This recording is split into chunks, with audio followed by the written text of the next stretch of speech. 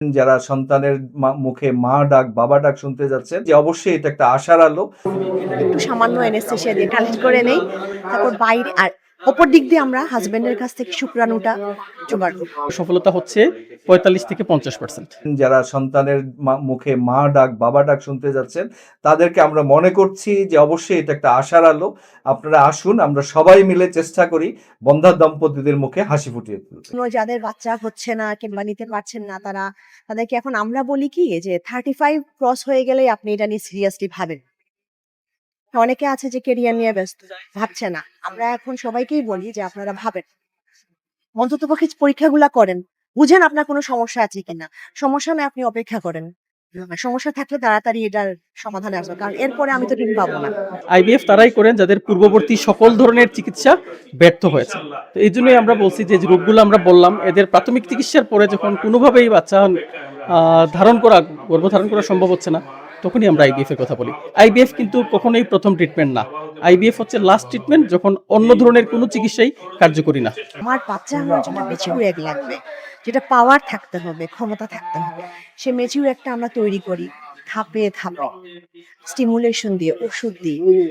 তারপর সেই ডিমটা আমরা আমরা প্রেসক্রিপশনে দেখিয়েছি, আমরা একটা ছোট্ট নিডিল দিয়ে একটু সামান্য অ্যানেস্থেসিয়া দিয়ে কালেক্ট করে নেই, তারপর বাইরে আর অপর দিক দিয়ে আমরা হাজবেন্ডের কাছ থেকে শুক্রাণুটা জোগাড় করি, সংগ্রহ করি।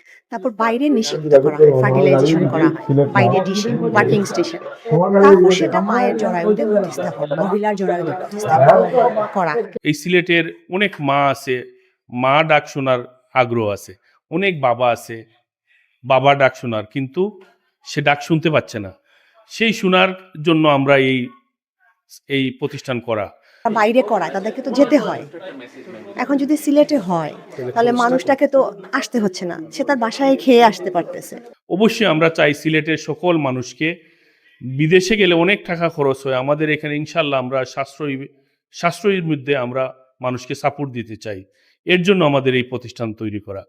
এই পুরো প্রসেসটাতে যেমন ধরেন এই প্রিপারেশন করাতেই লেগে যায় প্রায় 2-2.5 মাস। এই প্রিপারেশন, তারপরে ট্রান্সফার করার আগে জরায়ুকে রেডি করতে হয়, জরায়ুটা পারফেক্ট হতে হতো, মনে করেন ঘরটাকে তৈরি করা।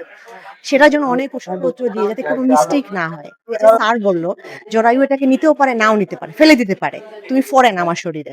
তো আমরা তাকে রেডি করি, সেটাতেও হচ্ছে সেই রেডি করতে কারো দেখা যায় 4 মাসও লেগে যায়, কারো দেখা যায় 1 মাসেই মাশাআল্লাহ ভালো।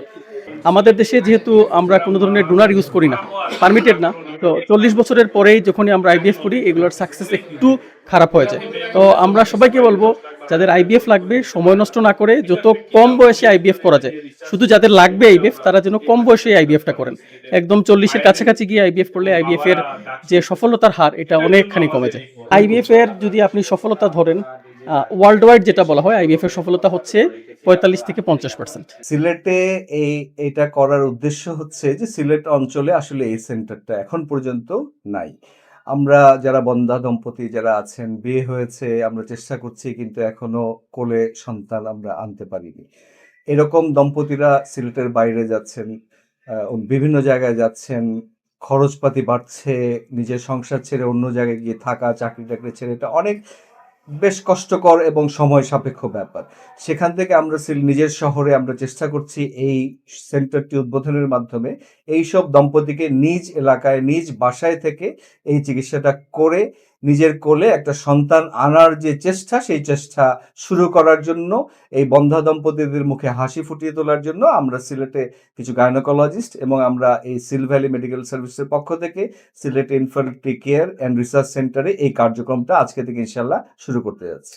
আমাদের হাসপাতাল হচ্ছে এখানে উপকণ্ঠ, সিলেট মা ও শিশু হাসপাতালের পাশের বিল্ডিংটা Sylhet infertility care and research centre.